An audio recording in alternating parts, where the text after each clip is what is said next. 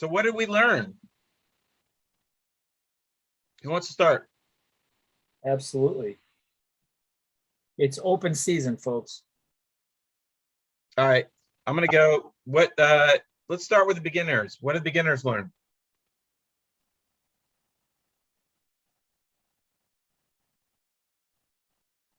And this is just let everyone know, this is where you come off mute and you talk about what you learned. And where you actually show the competency of the person who led you. So please don't do this to me. We already know. I'm gonna do my best to discuss what we learned because it's very new. But we did learn about the breakout charts and the sprint points. Yep. We talked about handling conflict within teams and retrospectives. As far as the details, I may be a bit rusty on explaining what I did learn from Mr. Ruiz. Okay. But I think it was a good introduction for me. That's my first one. Okay. Nope. That was good. Anybody else from the beginner class, beginner room? And all right. This was our first time, and we did not realize this. Go double T squared. Thank you. Haven't been called that in a while. Let's talk to the intermediate Tesla group. What'd you guys learn? What we learned today, guys? All right. So for the Tesla group, last week we identified MVP. So today we took one of them and we did some user stories on them. Nice. And we briefly discussed conflict resolution, and one of the team members came up with an idea to actually foster continuity, because we realized that mostly we have new people joining and it tends to take us back. So the whole team agreed that we take 15 minutes to recap what we did the previous week for the newcomers, and then we continue so that we can have some flow in what we are doing and actually get to the end of the product you are building. So, Yep. And you know what? I think is I think is very good, George. As you're doing this, though, you're learning about this, right? Also, I think there's some. So I like how you have epics and user stories, navigation, story mapping, releases, and conflict resolution there. So I think there's all good categories, and you're starting to, you're starting to break all of this out, which is starting to look good. So. Yeah, just real quick as well, some of the things that we built out before, we started with personas. Yep. And then we started coming up with okay, what are we trying to build? We started talking about a little bit about roles and who's going to do that, and then come up with some high level epics. Yep. And then we started, okay, what's going to be our MVP? Yes. And we started getting a little more clear. And then now we're building out our stories. Yep. And I'm sure you're tackling updates in the middle of the car driving and Tesla updates, right? Software updates. Yep. Which are fun too. Okay, cool. Thank you, Joe. Mm-hmm. And let's talk to the advanced group. Can I say something, guys? Yeah, go ahead, Michael. Okay, cool. So today we learned about boundaries, and we learned about each other, and I think that we got some stuff out the way, and we also helped Joanne with a problem that she's having at work, but she can tell you about that if she wants to. Mm-hmm. Yeah, but that's what we did today, which was quite good, actually. We were, to add on what Michael said, today we did a session of retro on our work, which we hadn't done for several months. And also how I would call it sharpening the saw for the team. with very experienced people, so that went very smoothly and well scoped. And yeah, we're gonna have to continue on our retros. It's ongoing work. Sharpening the saw. Yeah. To me, you know, an unexamined life, right? Retros are I think the most valuable thing, period, ever. Right? I had a question on that. So I've been thinking about that lately. So I agree, retros are extremely important. Would your developers, would your QA, would your product owners I agree? just turned it off. Oh, is it necessary for them to agree? No, No, I'm saying, would you think they would agree? What? I- Oh, For Godwin me, coin. huh? for me, I and one person joined and wrote it. Me and Buzi. GD also contributed.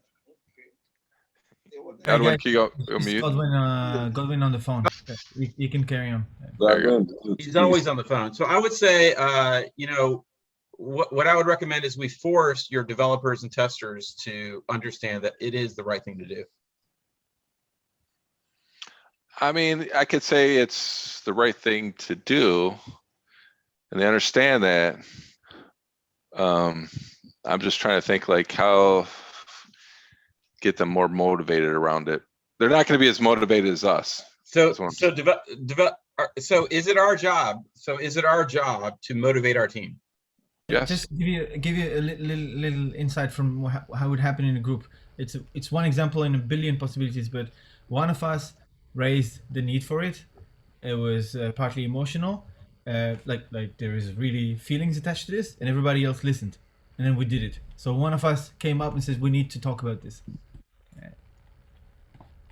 Is it the Scrum Master's job to motivate the team?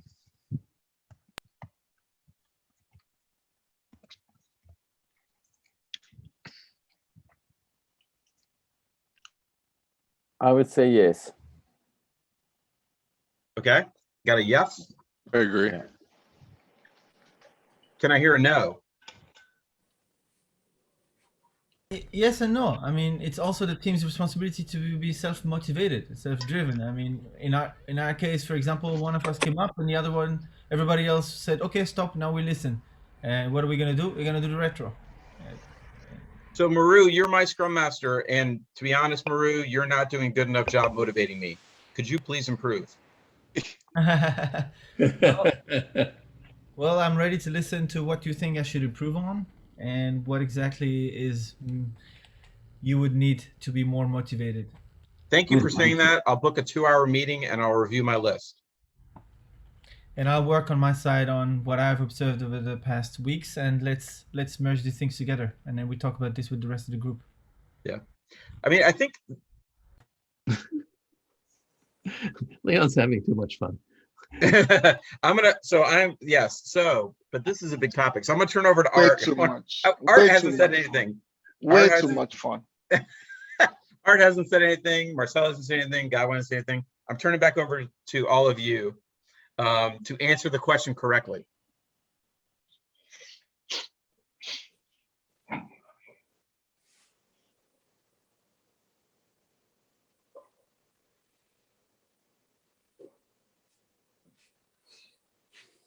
Hello? Hi, guys. Is this thing on? Hello. Can you hear me? Testing. Yes. Okay. You want to know what we think? Yep. A mature team like ours does a great job responding as a team. When the team is not mature, then the Scrum Master, who is also a coach, has to find ways to coach all of his stakeholders. And that means the team, and that means product owners who are part of the team, and that means management and everybody else. So the trick is, how do you coach these people? So you can't, right? You can't make them motivated. You got to find ways to coach the team so that they get to a point where they want to do it. Are different people motivated by different things? Right? Absolutely. Are developers and testers going to come to the retro every time and say, this is the worst waste of my time ever? So then you have to look at, right, how many retros are you doing? as the team matures and the developers start to say, you know what, this is starting to waste my time. Maybe you got to examine how many times do I need to do it? You know, so as the team matures, you always got to look at the circumstances in a situation, and you got to adapt to that situation, right? You know, is this the first time they're having a retro and they say we don't see the value in it? That's an interesting conversation for the team, and you can find ways to coach and I'm sure find things that definitely need improvement, that you can find ways to have the team raise and get them to address. I always ask, are you not interested in improvement? Like, are you good? Like, don't need to learn anymore, don't need to engage more with the team? Are you just telling everyone that you're good? Like your learning has stopped. But it's the team, right? So the idea is that if you're a member of this team, do you think this team is at 110% capacity? Yeah, and be careful of the answer, because snarky developers will say yes.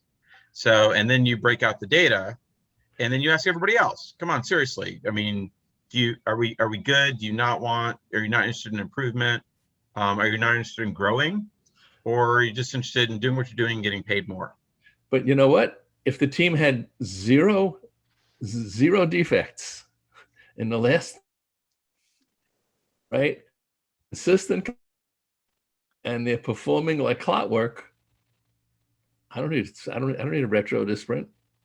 Let's go celebrate instead. Let's go have a glass of wine. What do I need a retro for? Yeah, or maybe have retros with wine. But is it okay to skip a retro? Is it okay to dial back the number of retros? Is it okay? So one of the first things I see with teams is they just cancel the retros and they never have them again. Is that a good thing? No. Why not? Because once you break the habit is broken. Yeah. Which is why, Leon, I was on mute before, sorry. Which is why when you asked the question about not doing the retros, and when Art made the point about a mature team, maybe you just don't do the retro the way you've been doing it. And maybe you do what, I don't know if it was you or Art said, which is, hey, we're going to get together on the afternoon of the last day of the sprint. And we're just going to ask the question while we're having our coffee or wine. Is there anything we need to talk about? But always have the conversation, and then say, okay, and if we don't have anything to talk about, maybe we can play a game, or maybe there's who has a quiz question. But I think Marcelo said, and I think you inferred, not doing it could lead to something which is worse, which is, or I really did want to talk about something, but since we don't have retros anymore, we didn't talk about it. Yep. That was my thought. Thank you. So I think we're going to do a team picture. Yes. So could everybody